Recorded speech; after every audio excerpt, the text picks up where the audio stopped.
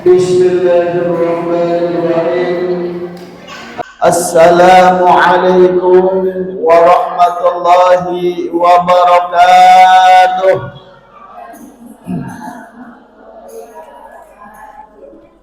Alhamdulillah. Alhamdulillahil qawiyyu sultanuh, al-wadhihi burhanuh, al-mabsutil fi wujudi karamuh wa ihsanuh. Ta'ala majduhu wa 'azuma sya'nuh.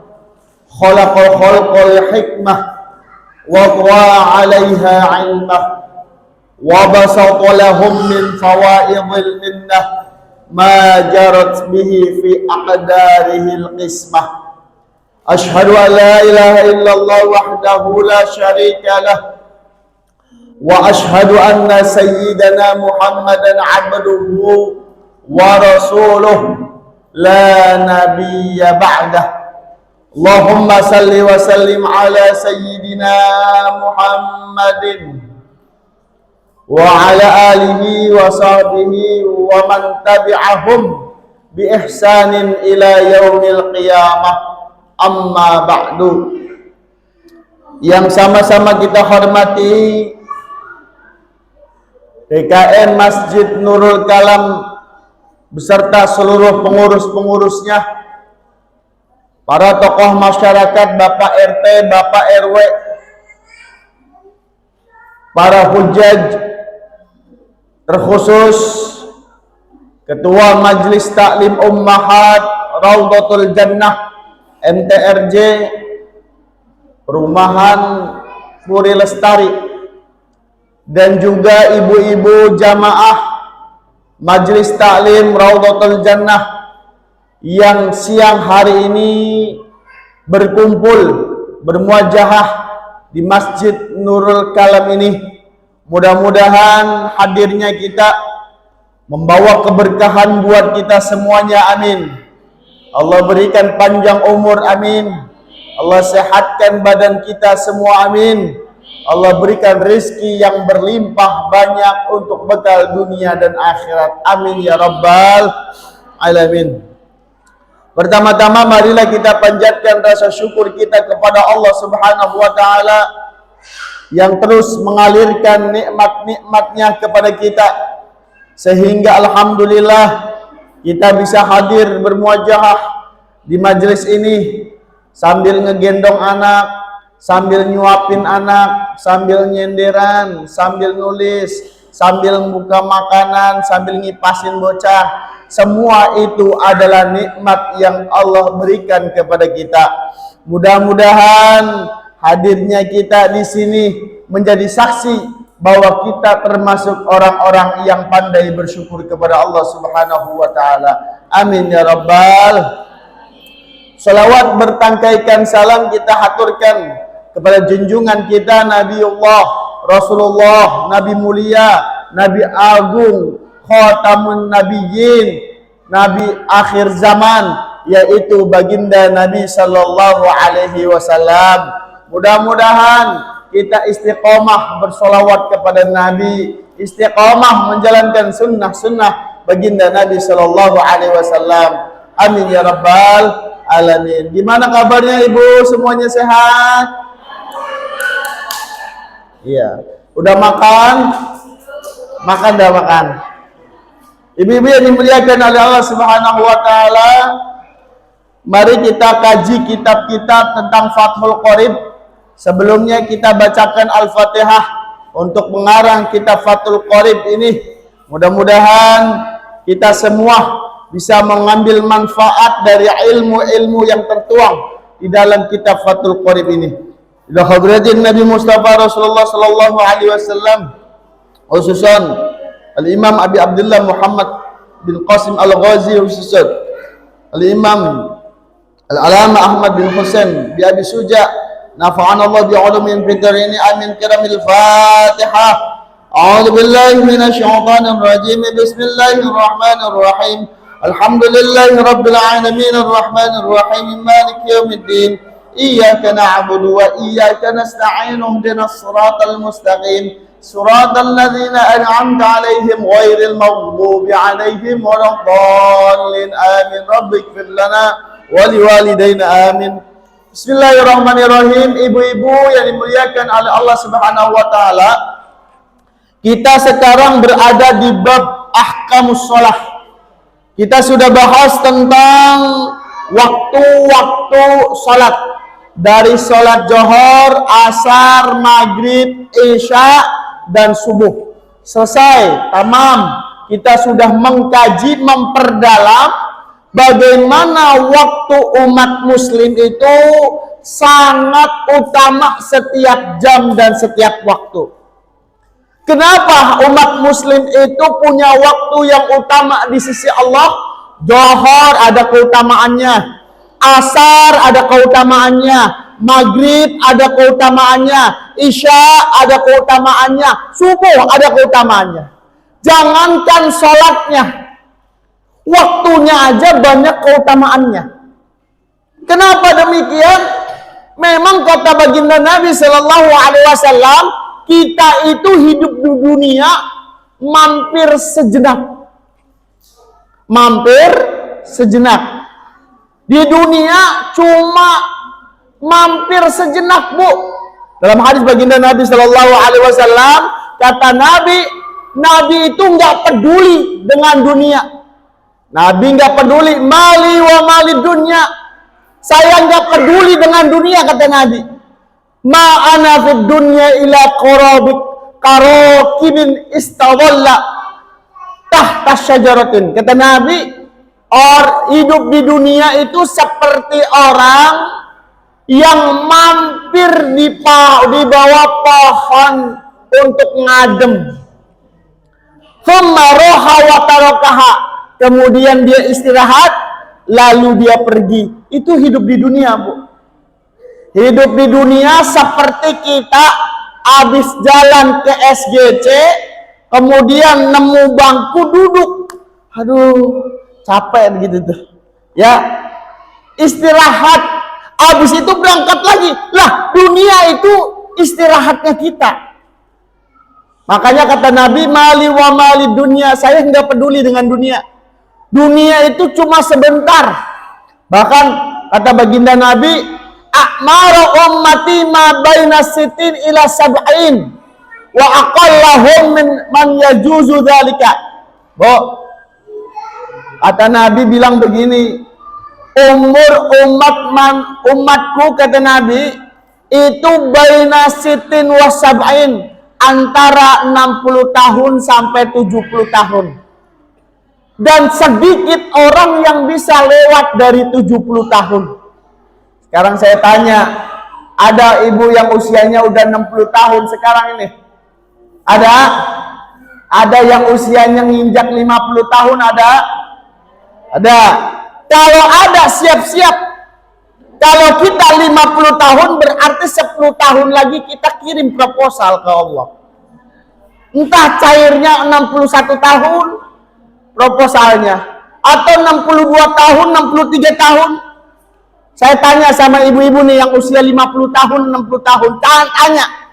Nenek kita tanya, Nenek usia berapa? 70 tahun, Cuk. Kan pasti ngomong ya. Cepet apa lama, Nek, hidup di dunia? Cepet, Cuk. Perasaan baru kemarin Sweet 17. Perasaan baru kemarin masih muda. Masih remaja. Kok sekarang udah tua? Tuh, jadi nggak ada orang ditanya, Bu, ibu usianya berapa tahun? 70 tahun. Cepet apa lama? Lama. Ada jawabannya begitu? Ada? Nggak ada. Hidup di dunia cepet. Tiba-tiba kita udah punya anak 1, tiba-tiba udah 2, tiba-tiba udah 3, tiba-tiba mata udah rabun, kuping udah budeg, ya, kulit udah keriput, ya, terus gigi udah pada rontok, ya, yang biasanya kita bisa lari pagi udah nggak bisa. Itu siklus di dunia. Makanya di dalam surat Ar-Rum Allah Subhanahu wa taala pernah berfirman ayat 54, dia bilang, Allahul ladzi khalaqakum min dha'fin bukan dhaif, dha'fin. Allah itu menciptakan kalian semua dari sesuatu yang lemah. Bu, ada nggak pas lahir kita bisa langsung lari? Ada nggak? Ada nggak, Bu? Ada nggak, Bu? Ada. Ada nggak pas kita lahir langsung bisa makan ayam goreng? Atau baru lahir kumisan?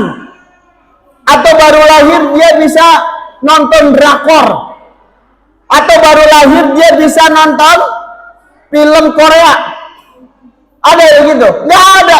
Pasti baru lahir ya nangis, mau jalan digendong, mau makan disuapin, mau mimi dimimiin, ya mau habis buang air besar dicebokin. Itu kita lahir dalam keadaan lemah, minta bantuan sama orang-orang. Ya kata Allah, Allahul ladzi khalaqakum min dha'fin tsumma ja'ala min ba'di dha'fin quwwatan. Setelah kamu lagi lemah, lalu Allah jadikan engkau menjadi kuat. Yang tadinya nggak bisa makan sendiri jadi bisa makan sendiri. Yang tadinya nggak bisa nyebok bisa cebok. Yang tadinya nggak bisa jalan bahkan bisa lari. Yang tadinya matanya nggak bisa ngelihat jelas karena masih kecil, ya dia bisa lihat. Kupingnya nggak terlalu ngedengar dan nggak bisa ngerti bahasa, jadi ngerti bahasa dan lain sebagainya. Dari lemah jadi kuat. Ini kata Ar-Rum nih, surat Ar-Rum ayat 54. Tsumma ja'ala min ba'di quwwatin dha'fan. Setelah kuat, kamu akan jadi lemah lagi. Tuh, wasyaibatan bahkan tumbuh uban. Ini kata Allah nih di dalam surat Ar-Rum ayat 54. Jadi saat kita dilahirkan dalam keadaan lemah, kemudian dikasih nikmat, dikasih kenikmatan oleh Allah jadi kuat. Habis itu ketika kuat, Allah ambil nikmatnya satu persatu. Nikmat mata yang bisa ngelihat udah mulai apa, Bu? Udah mulai atarak. Ya, telinga yang tadinya jernih bisa ngedenger mulai budeg, tuli. Yang tadinya kulit itu sekel, kenceng, udah mulai keriput, peot. Gigi yang tadinya banyak numbuh udah mulai apa? Rontok. Yang tadinya kita kuat bisa sendiri, sekarang minta dibantu sama orang lain. Dulu ibu kita yang nyuapin kita. Kalau udah tua, siapa yang nyuapin kita? Anak-anak kita. Dulu kita pengen kemana-mana digendong sama ibu kita. Betul? Kalau udah tua, kita nanti juga digendong sama anak-anak kita. Jadi siklus hidup di dunia begitu. Nggak ada orang itu yang selamanya jadi cantik. Nggak ada semua itu ada orang yang selamanya jadi kuat. Siklus manusia yaitu surat Ar-Rum ayat 54. Dilahirkan dalam keadaan lemah, kemudian Allah berikan kekuatan nikmat jadi kuat, kemudian diambil nikmatnya satu persatu oleh Allah Subhanahu wa taala. Itu yang dinamakan apa? Siklus kehidupan. Maka umat Islam itu indah. Kenapa saya bilang indah, Bu?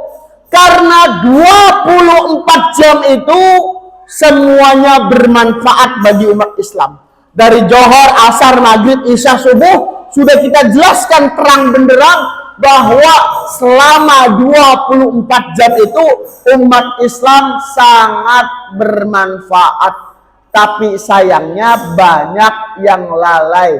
Wal asr innal insana lafi khusr illa alladziina dan lain sebagainya. Makanya kata Nabi, igtanim khamsan qabla khamsin.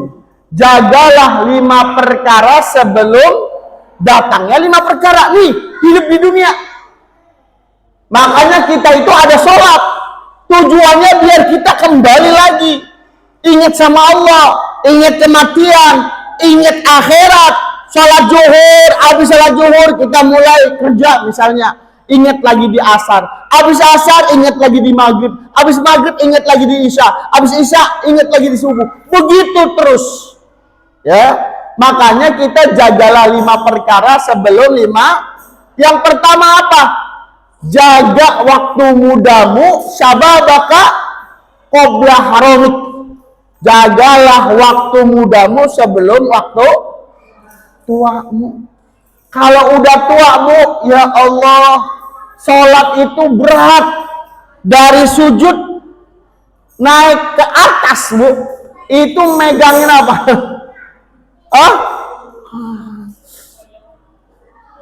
Yang tadinya bisa berdiri nggak bisa, Bu, duduk sholat itu. Makanya kalau kita masih muda, masih kuat, jaga waktu muda kita. Istilah dengan pertama itu. Yang kedua, ya, jagalah waktu kayamu sebelum waktu miskin. Kalau kita punya uang, banyakin sedekah, Bu. Banyakin sedekah. Lah sedekah itu menjaga harta kita supaya harta kita tetap kaya, supaya harta kita tetap banyak. Banyak orang yang nggak sadar, kok dulu saya kaya, kok sekarang miskin. Nah, jangan-jangan kita nggak ahli sedekah. Dan banyak orang juga nggak sadar, kok saya kaya terus. Ya, kok saya kaya terus, kok nggak pernah miskin-miskin, karena dia ahli sedekah. Kan ada cerita itu ya. Ada cerita di zaman Nabi Musa alaihissalam, seorang suami istri lagi ngobrol sama istri, ngobrol sama suaminya. Pak, kita bosan banget miskin. Udah coba deh ngomong sama Nabi Musa. Beliau kan Nabi Musa itu kalimullah yang bisa berdialog dengan Allah. Minta sama Nabi Musa kita supaya kaya. Dicoba, Bu, sama suaminya. Wahai Nabi Musa, saya minta kaya. Mintakan engkau itu bisa dialog sama Allah, sama Tuhan, tolong dong saya minta kaya. Akhirnya Nabi Musa alaihissalam berdoa kepada Allah, kemudian bilangin tuh orang yang minta kekayaan, saya kasih jatah 1 tahun dia kaya. Ini kan cerita, pernah nggak saya sampaikan di sini, Bu? Pernah nggak? Belum ya? Soalnya sering saya cerita. 1 tahun dia kaya. Kemudian disampaikan Nabi Musa sama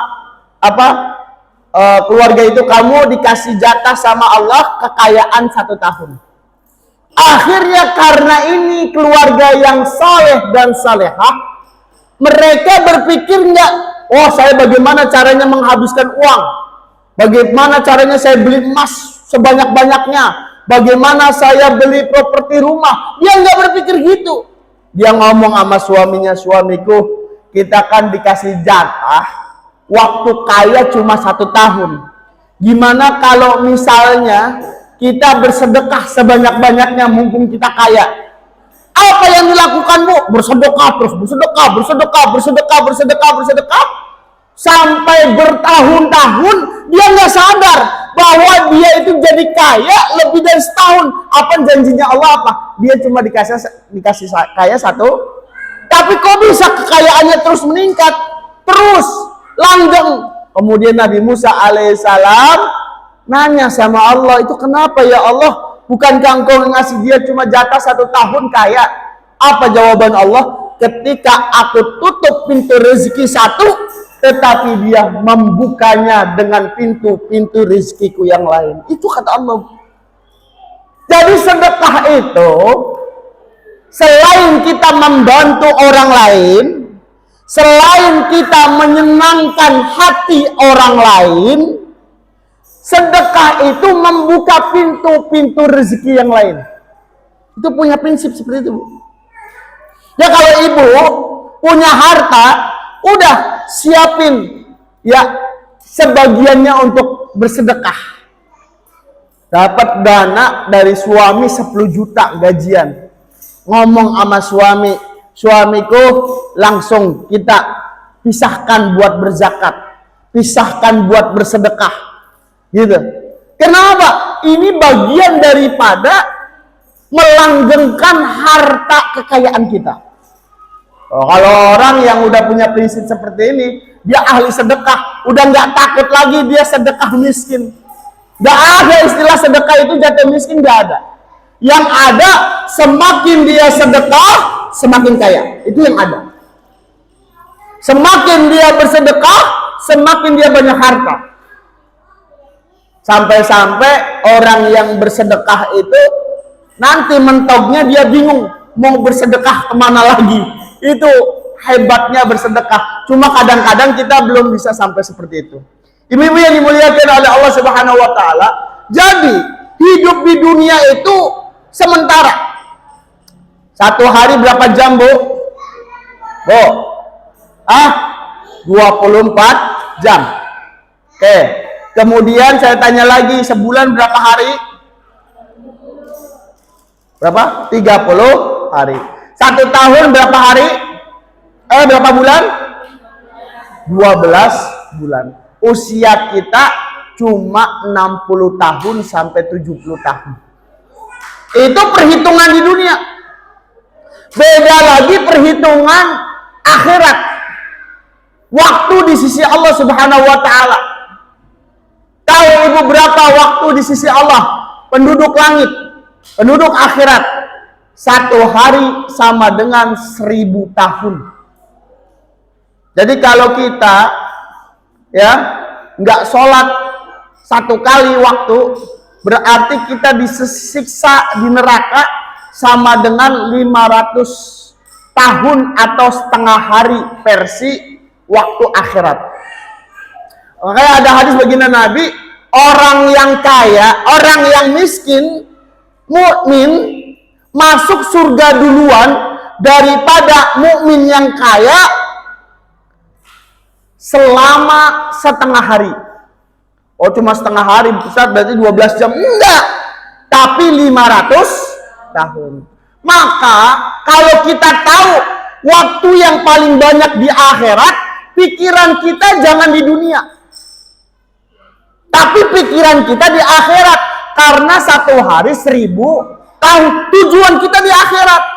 Tuh, makanya ibu-ibu yang dimuliakan oleh Allah Subhanahu wa taala, syukur kita masuk ke dalam agama Islam yang setiap waktunya, walaupun sebentar, walaupun sedikit, tapi semuanya bermanfaat buat kita. Alhamdulillah. Ibu-ibu yang dimuliakan oleh Allah Subhanahu wa taala, itu kemarin kita sudah bahas tentang waktu-waktu salat yang luar biasa. Kemudian kita lanjut fasal. Wa syaraitu wujubis shalah salasatu asya. Fasal yang menjelaskan tentang syarat-syarat wajibnya salat itu ada 3. Jadi kalau ibu mau salat itu harus memenuhi 3 syarat ini. Ahaduha, yang pertama al-Islam, beragama Islam. Fala tajibu sholatu alal kafiril asli. Tidak wajib sholat bagi orang kafir asli. Ada orang kafir, kita omelin, kamu sholat, kamu kan orang kafir, sholat. Orang kafir nggak sholat, Bu. Biarin orang kafir mah, mau sholat mau kagak, emang kagak wajib. Ya, wala yajibu alaihi qadha idza aslama. Dan kalau dia masuk Islam tidak wajib dikodok. Jadi kalau ada kafir asli, orang kafir belum pernah masuk Islam, pas dia masuk Islam, dia nggak usah dikodok berapa banyak dia tinggalkan sholatnya. Tuh. Wa amal murtadu, dan adapun orang murtad. Orang murtad, Bu. Ini saya baru dalam perjalanan ya membaca satu makalah tentang Lukman Sardi. Tahu Lukman Sardi, Bu? Tahu Bu Lukman Sardi? Siapa Lukman Sardi? Artis yang dia masuk non muslim. Dia bilang apa? Dia itu nggak masuk logika katanya. Orang muslim jahat masuk surga, tapi orang non muslim baik masuk neraka. Berarti Allah nggak adil. Tuh, dia bilang begitu. Berarti Allah nggak adil. Makanya saya masuk ke agama lain, pindah. Karena di agama lain ada yang namanya dosa tebusan. Jadi dosanya itu bisa ditebus dengan Tuhannya. Tuhan mereka itu disalib sebagai penebusan dosa umatnya. Nah, ini sebenarnya kalau bagi orang yang nggak paham ilmu agama, wah iya ya bener ya. Kalau begitu mah salah dong Islam. Tuh, kenapa? Karena yang di otaknya cuma logika berpikir. Makanya Bu, di dalam kita bahasa Arab nih, ada 4 masalah tentang memandang, melihat. Ada yang namanya nazara, ada namanya ro'a, ada namanya basyirah, ada namanya syahidah. Ada namanya nazara, memandang dengan mata kepala kita nih, mata kita memandang, melihat dengan mata kepala, itu namanya bahasa Arab disebut nazara. Unzur, lihatlah, ya. Unzur, lihatlah, ya. Kemudian ada ro'a, sama melihat juga, tapi melihat dengan akal. Kalau nazara melihat dengan mata, kalau ro'a melihat dengan akal. Ada namanya basyirah. Basyir artinya melihat dengan kolbu, dengan batin, melihat dengan mata batin. Tapi ada yang lebih hebat dari 3 itu. Namanya syahidah.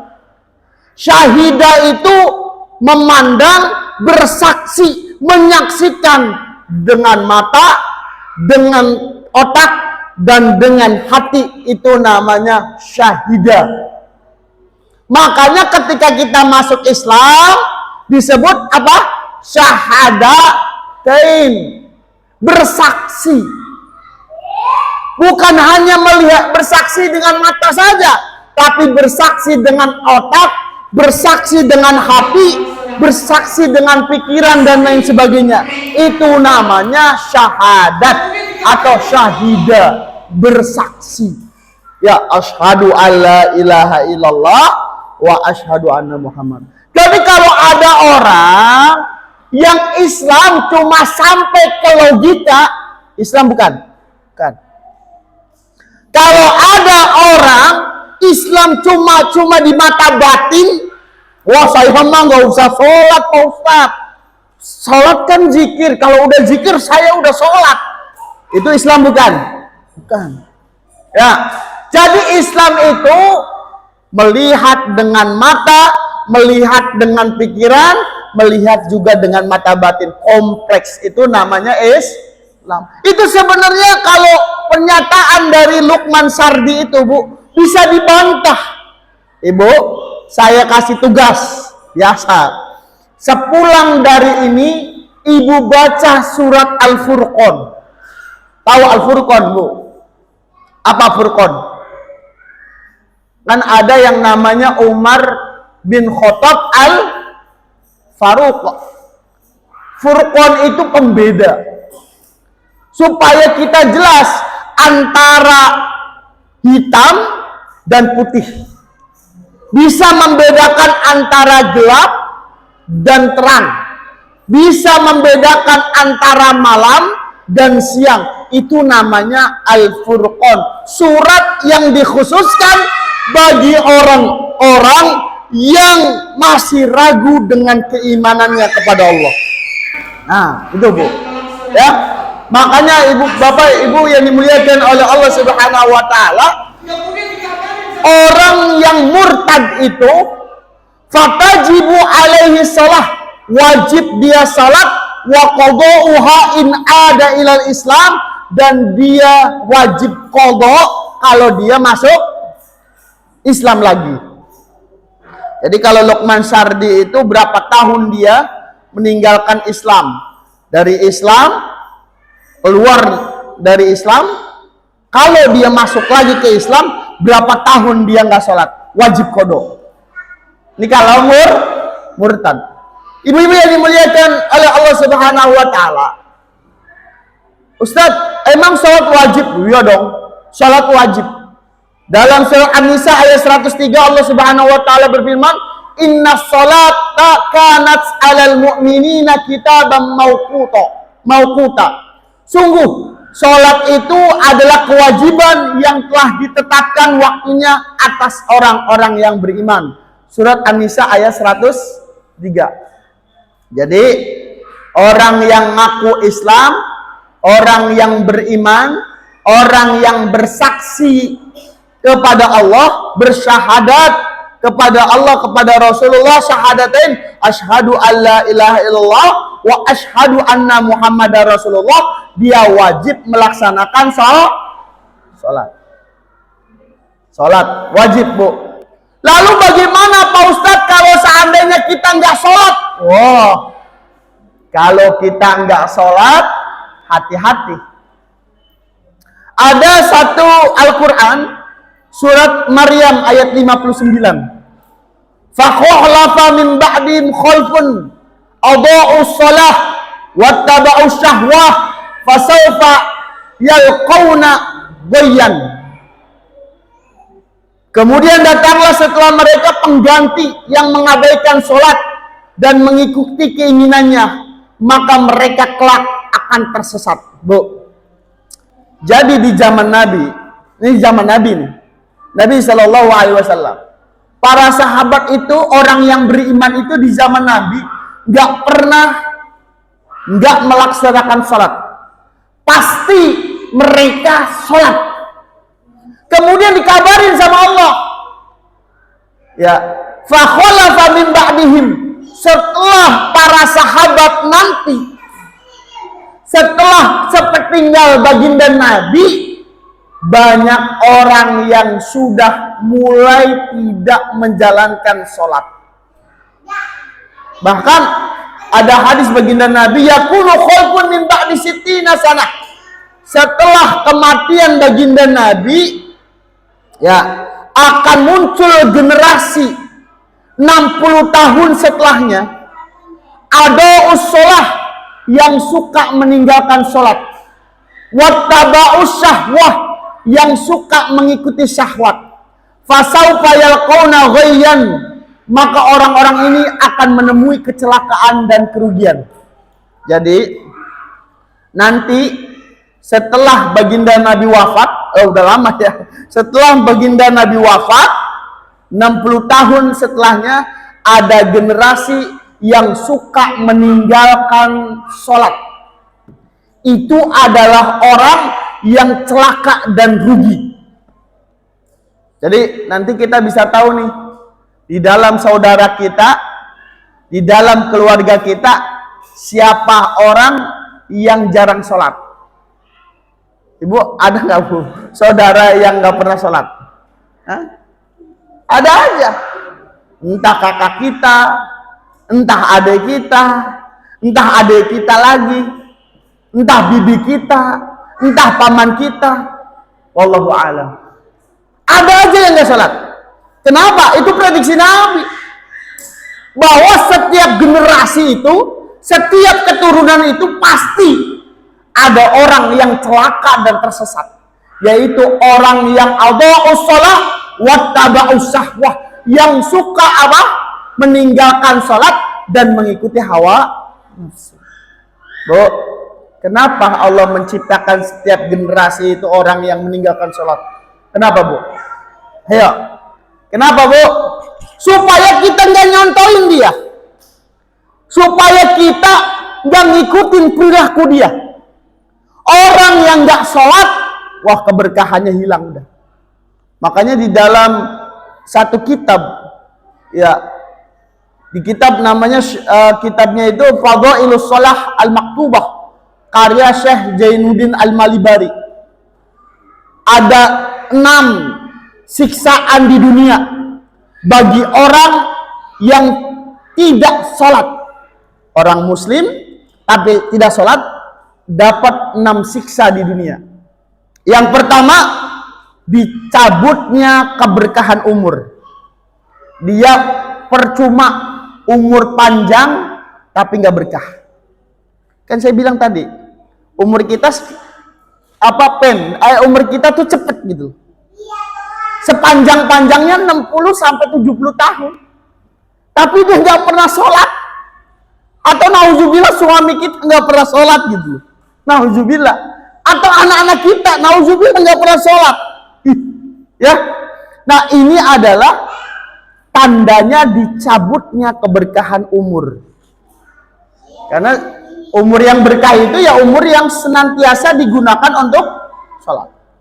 Yang kedua, azab yang kedua, dihilangkannya tanda-tanda kesolehan di wajahnya. Ini kata Syekh Zainuddin Al-Malibari di dalam kitab Fadhailus Shalah Maktubah. Orang yang nggak sholat, dicabut itu cahaya wajahnya. Dia cakep, tapi ya kayaknya nggak bercahaya. Tapi ada orang yang hitam, kulitnya gelap, tapi bercahaya. Oh ini. Yang ketiga, azab yang ketiga bagi orang yang tidak salat di dunia, semua amalnya tidak diterima oleh Allah. Oh, orang yang nggak salat, amalnya tidak diterima. Oh bisa Pak Ustadz? Iya. Kan salat itu awwalu ma yuhasabu bihil yaumal qiyamah as-salah. Awal salat itu dihisab di yaumil qiyamah. Fa in saluhat sairu amali. Jika dia salat, maka seluruh amalnya baik. Wa in fasadat sairu amali. Jika salatnya buruk, maka seluruh amalnya buruk. Jadi sudah dipastikan kalau ada orang yang nggak pernah sholat, amalnya tidak diterima oleh Allah. Jadi, Ustaz, dia walaupun dia orang muslim, iya. Tapi dia masuk surga. Ya, semua orang muslim masuk surga. Tapi kapan-kapannya kan tergantung. Ya, kelamaannya di neraka, ya kan. Yang keempat, doanya nggak bakal dikabul. Itu azab. Jadi kalau ada nih ibu-ibu yang doanya setiap hari kok nggak dikabul-kabul, jangan-jangan apa? Sholatnya nggak khusyuk, atau sholatnya ditinggalkan, atau pernah sholat yang dia tinggalkan. Yang kelima, tidak mendapatkan bagian doa dari orang-orang yang saleh. Jadi kan kadang-kadang kita Allahumma ighfir lil mu'minina wal mu'minat, ya betul, wal muslimina wal muslimat al ahyahi minhum wal amwat. Ya Allah, ampunilah kaum muslimin dan muslimat. Ya Allah, ampunilah seluruh kaum mukmin dan mukminat, baik yang masih hidup maupun yang sudah meninggal. Orang yang nggak sholat nggak bakalan dapat doa itu. Kalau kita sholat terikat, Bu. Terikat kita dengan yang namanya doa tersebut. Yang keenam, orang yang nggak pernah sholat, maka dia akan merasa dibenci sama orang lain. Padahal orang lain gak membenci dia. Orangnya tuh sensitifan. Orang yang gak. Soal ini kata siapa? Syekh Zainuddin Al-Malibari di dalam kitab Fadhailus Shalah Al-Maktubah. Ibu-ibu yang dimuliakan oleh Allah Subhanahu wa taala. Tuh. Jadi nanti di akhir zaman, nanti ada zaman di mana orang itu ya meninggalkan salat dan dia mengikuti syahwat. Tsumma yakunu khalfun, dilanjutin sama Nabi. Kemudian setelah ada orang yang meninggalkan salat dan mengikuti syahwat, nanti akan muncul generasi yang lainnya. Apa itu? Yaqra'unal Qur'an la ya'du taraqiyahum.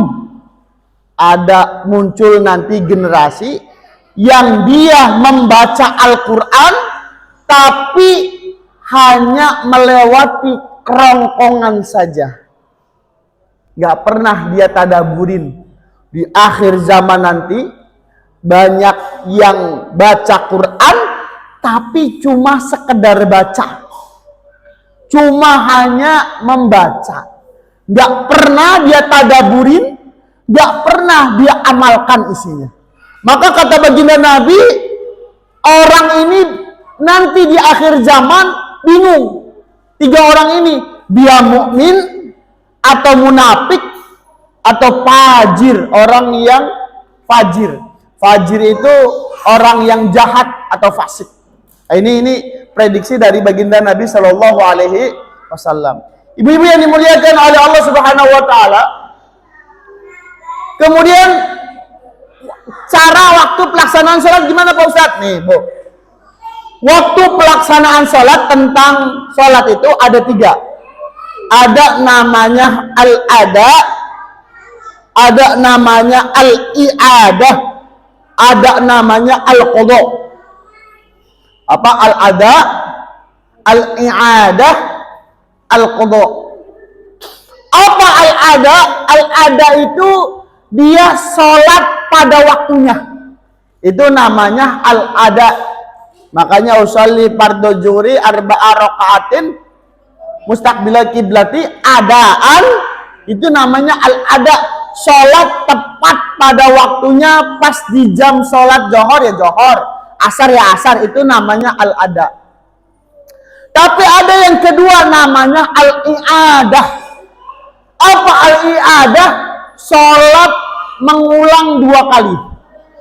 Contoh, ibu di rumah ada azan, dengar azan, Allahu Akbar, Allahu Akbar, langsung kita sholat wudu, sholat, ya.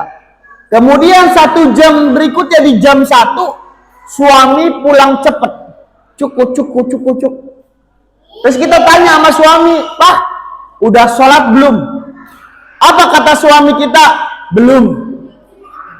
Ya udah, ayo Pak, sholat bareng aku. Emang kamu belum sholat? Sudah. Kok sholat lagi? Biar bapak, biar papa dapat pahala berjamaah. Boleh nggak Bu? Boleh nggak? Sholat johor 2 kali? Boleh nggak? Ayo. Boleh. Bahkan itu sunnah. Kalau diterapin kepada suami, sunnah muakkadah. Bahkan kata baginda Nabi, sedekah. Ceritanya di zaman Nabi begini. Nabi sedang salat Isya. Nabi salat Isya, kemudian tiba-tiba setelah salat Isya ada laki-laki yang duduk di belakang masjid, dipanggil sama Nabi. Hei, sini kamu. Kamu kenapa nggak sholat? Saya udah sholat ya Nabi di rumah. Dia sudah sholat di rumah karena mau taklim sama Nabi, dia sholat, mungkin ada keperluan jadi sholatnya di rumah. Kamu, kata Nabi, kalau kamu udah sholat di rumah, kemudian kamu mendatangi masjid dan masjid itu sedang melaksanakan sholat, kamu wajib mengikuti jamaah sholat itu. Ini hadis riwayat At-Tirmidzi.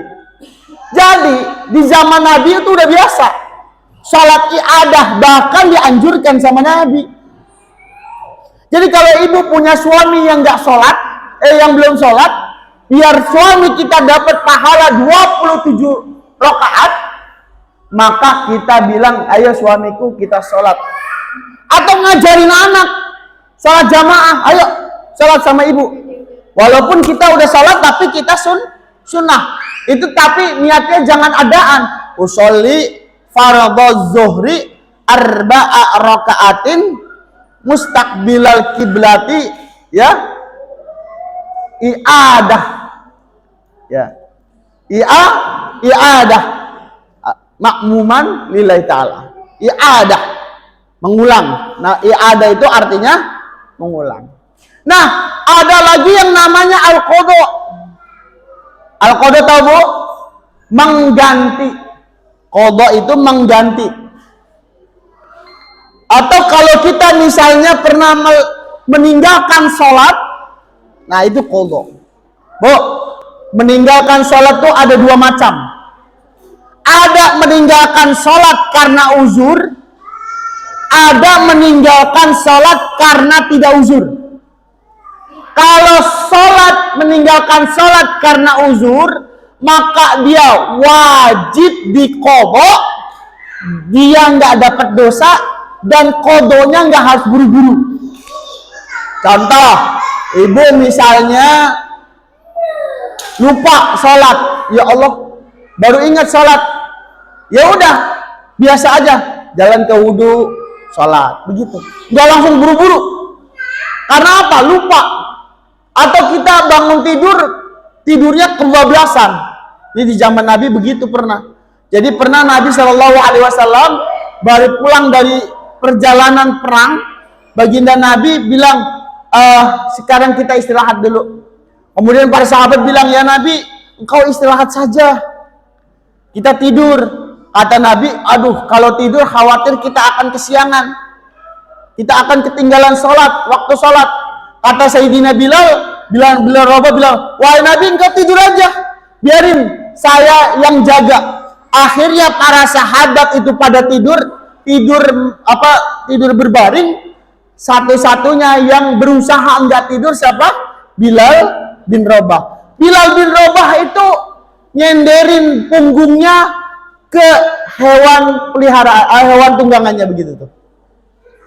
Karena mungkin capek habis berperang, Bilal bin Rabah ketiduran, Bu. Tiba-tiba baginda Nabi Shallallahu Alaihi Wasallam bangun dalam keadaan matahari sudah terbit. Kemudian Nabi Shallallahu Alaihi Wasallam negur Bilal, Bilal, kenapa? Kamu kan udah berjanji bangunin. Kok bisa ya Nabi, saya nggak pernah merasakan sengantuk ini. Ini bukan berarti Nabi itu punya kekurangan bahwa Nabi itu alpa atau lupa. Bukan. Ini bagian daripada pembelajaran. Makanya tuh malaikat menidurkan semua. Ini sebagai pembelajaran. Nah, ketika itu Nabi langsung menyuruh Bilal untuk azan. Nabi berwudu, langsung sholat walaupun matahari sudah terbit. Ini karena uzurnya itu uzur syar'i. Uzur yang disyariatkan, artinya apa? Dia emang habis berperang. Ini mah kita uzurnya bukan uzur syar'i. Nonton drakor sampai jam 1. Ya, di HP. Habis itu kita bangunnya kesiangan. Itu bukan uzur syar'i. Itu namanya uzur ghairu syar'i. Atau suami kita nonton bola Liga Champion, bangun setengah 2, ketiduran sampai jam 3. Bangun-bangun udah jam 8 pagi. Ini namanya bukan ketiduran yang syar'i, tapi ketiduran ghairu syar'i. Nah, ini qadha. Nah, kalau qadha yang syar'i seperti ketiduran, kelupaan, atau dalam keadaan genting perang, itu boleh diqadha tapi dia nggak dapat dosa. Tapi ada meninggalkan sholat uzurnya ghairu syar'i. Apa contohnya uzur ghairu syar'i? Yaitu dia sholat, dia udah masuk sholat tapi dia malas sholat, atau ibu pergi ke SGC lupa sholat, itu namanya ghairu syar'i. Maka uzur yang seperti ini dia wajib qadha dan juga dia dapat dosa besar. Walaupun dia qadha dapat dosa besar.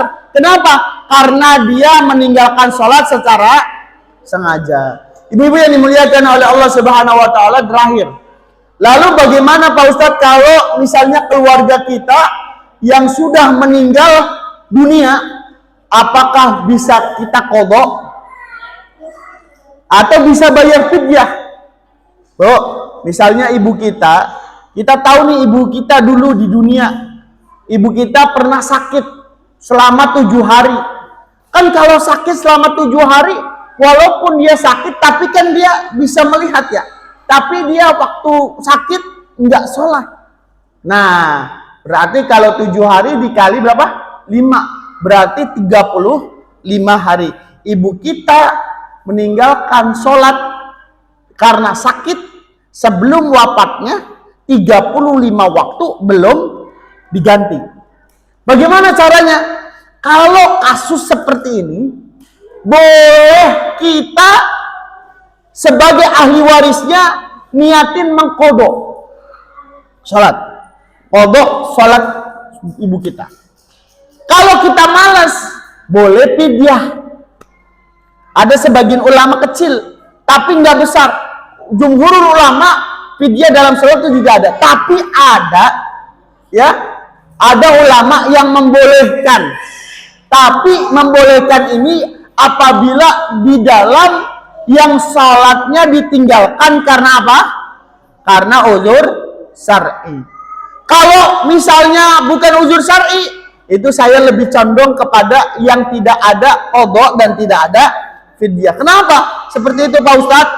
Karena kalau dia punya duit banyak, udah saya nggak usah sholat. Kan saya udah punya duit banyak, nanti fidyah aja. Berapa fidyahnya? Fidyah sholat itu 1 mud. 1 mud. 1 mud itu berapa Pak Ustadz? Kalau zakat itu 3,5 liter.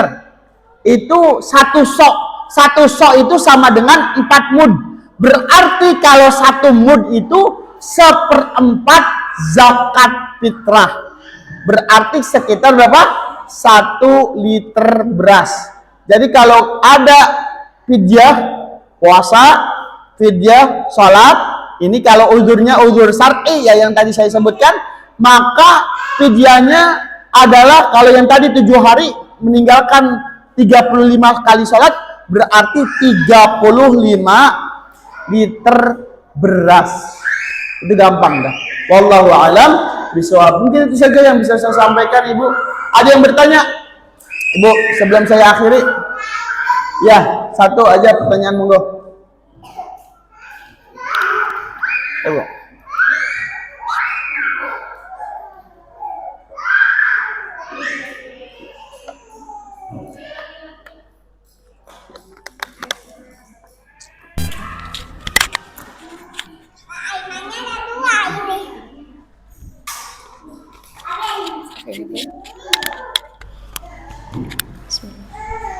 Assalamualaikum warahmatullahi wabarakatuh. Assalamualaikum.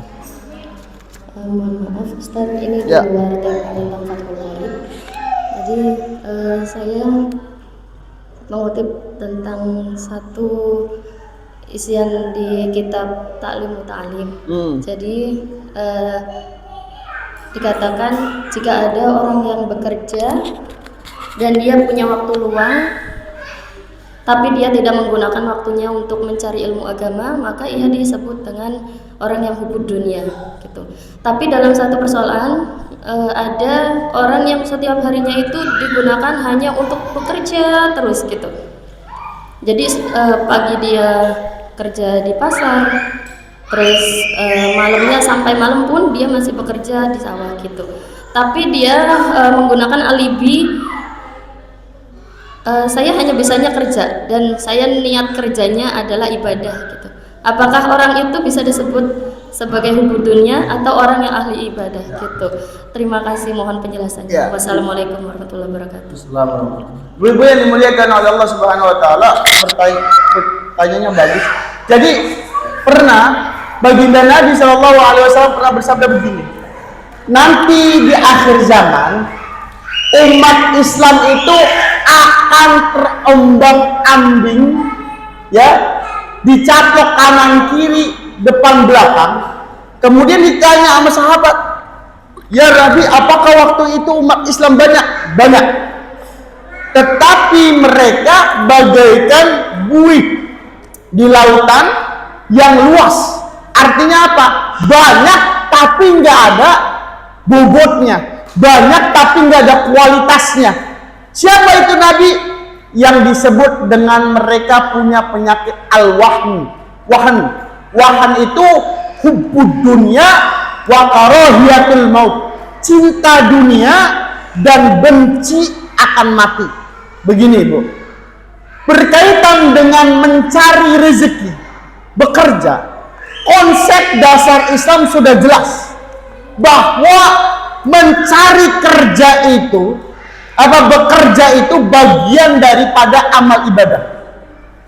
Kalau diniatin itu mencari nafkah untuk anak dan istri-istrinya. Itu yang pertama. Tentang niat. Makanya ketika kita mendengarkan bahwa ada orang yang bekerja terus menerus tapi nggak pernah ngaji, ya, nggak pernah ibadah, dicek batiniahnya. Dia niat kerja untuk apa? Kalau niat kerjanya untuk mencari nafkah dan dia tidak meninggalkan hal-hal yang wajib seperti sholat, seperti ngaji, maka dia tidak termasuk hubud dunia. Nah, kalau dia taklim wal muta'allim itu, ya, dia itu memang udah meninggalkan, gak mau ngaji sama sekali. Tapi kan sekarang alhamdulillah kita ada yang namanya HP gadget. Alhamdulillah ini bisa direkam, nanti di share ke teman-teman kita yang gak ngaji karena dia sibuk kerja. Nanti dia ngaji di rumah, nanti dia belajar di rumah supaya menghilangkan tentang hubud dunia itu. Nah, konsekuensi dari hubud dunia itu, dia terlalu asik di dalam kerja, kemudian dia bergelimang harta, kemudian dia udah merasa nyaman di dunia, akhirnya dia tidak berani mati. Benci akan akhirat. Itu yang dinamakan hubud dunia, Bu, yang di dalam kitab taklim wal muta'allim. Tapi kalau dia kerja siang malam, tapi waktu senggangnya dia belajar, baca Quran, dia tetap sholat, tetap ngaji, membuka YouTube, nyetel Adi Hidayat, nyetel Adi Nur Seha misalnya, ya, atau nyetel ustadz-ustadz yang lain, di sela-sela waktu senggangnya dia gunakan untuk taklim, nggak jadi masalah. Makanya ketika kita ada orang seperti itu, jangan mencap dulu. Siapa tahu memang dia benar-benar ngaji yang kita nggak paham, ya. Nah, makanya ibu-ibu yang dimuliakan oleh Allah Subhanahu Wa Taala, ngaji kan wajib. Talabul ilmi fardhun ala kulli muslimin wal muslimat. Ngaji itu wajib bagi orang mukmin laki-laki maupun mukmin perempuan. Nah, tetapi ngajinya kita itu berbeda-beda. Contohnya begini, di dalam hadis itu nggak ada kewajiban ngaji tiap hari, nggak ada kewajiban ngaji tiap bulan sekali, nggak ada kewajiban ngaji itu seminggu sekali, nggak ada. Jadi yang penting dia pernah memperdalam ilmu agama.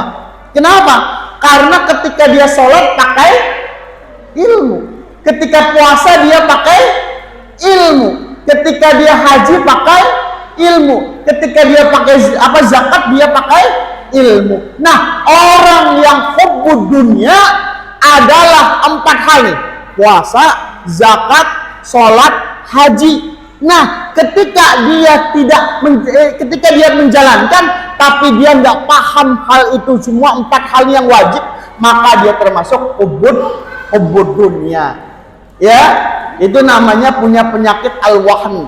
Jadi kalau orang bekerja siang malam nggak jadi masalah. Yang penting dia sudah dapat ilmunya, ilmu sholat, ilmu ngaji, ilmu puasa, ilmu zakat, ilmu haji.